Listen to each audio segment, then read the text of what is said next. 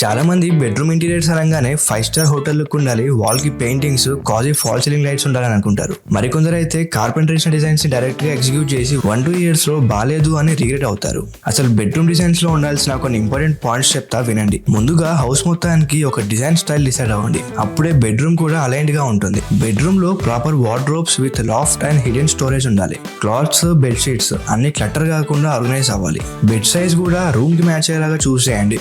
Bed చుట్టూ walking space ఉంటే ఇంకా బెటర్, రూమ్ కంజెస్ట్ అవ్వకుండా ఉంటుంది. ఇంకా ఇంపార్టెంట్ ఏంటంటే బెడ్ దగ్గర ఛార్జింగ్ పాయింట్స్ అండ్ స్విచెస్ ఈజీగా రీచ్ లో ఉండాలి. డ్రెస్సింగ్ ఏరియాకి proper lighting and mirror placement ఉండాలి. Bedroom colours and lighting calm గా ఉండాలి. ఫ్రెష్ ఎయిర్ ఫ్లో ఉండేలా విండోస్ అండ్ వెంటిలేషన్ ప్లాన్ చేయడం చాలా ఇంపార్టెంట్.